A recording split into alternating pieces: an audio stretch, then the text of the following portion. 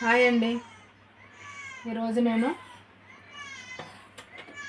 పనసపండు ఈ పనసపండుతో చాలా ఐటమ్స్ చేసుకోవచ్చు. నేనైతే ఈరోజు పనసపండుతో జామున్ చేస్తున్నానండి. చూసినారా, పనసపండు లోపడున్న తొనలు ఇవి. ఈ పనసపండులో చాలా మనం ఏది వేస్ట్ పోదు. ఇదిగో గింజను చూడండి, గింజ కూడా కూర వండుకుంటారు. అలానే పనస పొట్టు కూడా కూర వండుతారు, పనస బిర్యానీ వండుతారు. అలాగే ఈరోజైతే మీకు నేను పనసపండుతో జామున్ చేసి చూపెడతాను. ఓకేనండి. ముందుగా స్టవ్ వెలిగించుకుందాం.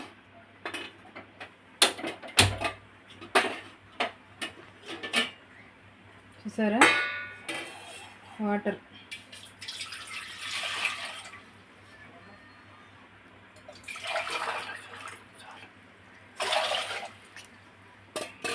రెండు లోటాలు వాటర్ వేసిన. ఇదిగో చూసారా, ఈ జాలి గిన్నె తీసుకుని దీని మీద పెట్టుకోవాలండి. ఎందుకంటే ఈ పనస గింజల్ని, పనస పండుని మనం ఇప్పుకుని ఆవిరి మీద ఉడకబెట్టుకోవాలి.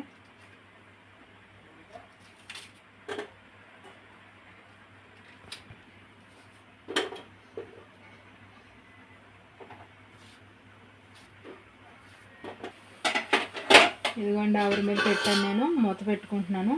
ఇది ఆవిరి మీద ఉడుకుతుంది. ఓకేనండి, 2 నిమిషాలు మూత పెట్టుకుందాం. ఆవిరి మీద ఉడుకుతుందండి. ఇది ఉడికిందో లేదో మనం ఇలా ఈ స్పూన్ పెట్టి చూసుకుంటే తెలిసిపోద్ది. స్మూత్గా దిగిపోయిందండి, ఉడికిపోయింది. ఇంక ఇది మనం తీసేసుకుందాం, స్టవ్ బంద్ చేసుకుందాం.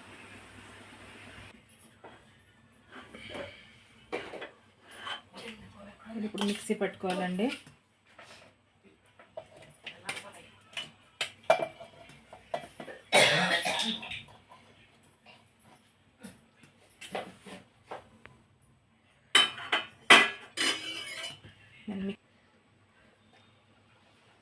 చూసారండి,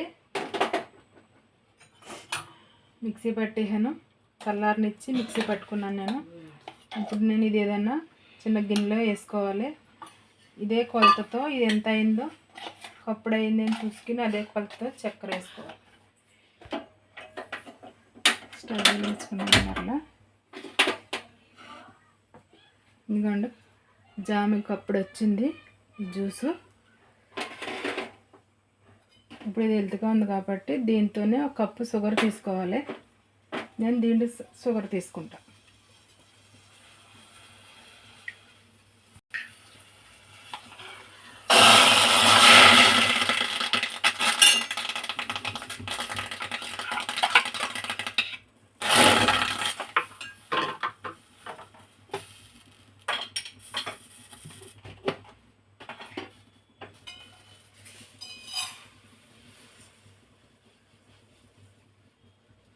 కప్పుతో కప్పుడు షుగర్ తీసుకోండి.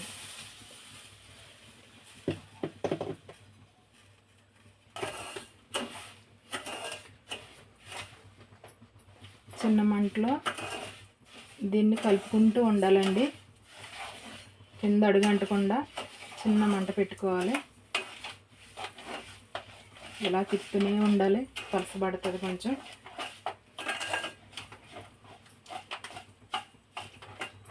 ఉండలు లేకుండా తిప్పుకుంటూ ఉండాలి.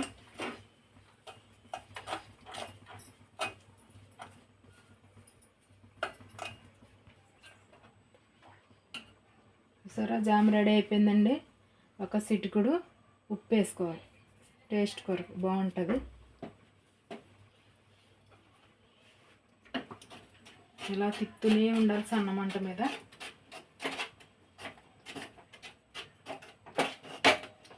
కింద అస్సలు అడుగంటకూడదు.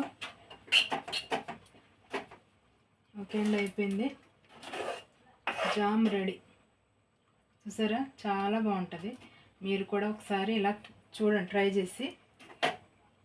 ఇది మనం బ్రెడ్లోని, అలాగే చపాతీలో రోల్ చేసి సంటి పిల్లలకు పెట్టవచ్చు. బ్రెడ్లో కూడా తినొచ్చు, బనాల్లో కూడా బాగుంటుంది, చపాతీకి బాగుంటుంది. ఓకేనండి, చల్లారిపోయింది. ఇదిగోండి, ఇలా గాజు దాంట్లోకి స్టోర్ చేసుకుందాం. చాలా చిక్కగా ఉంది.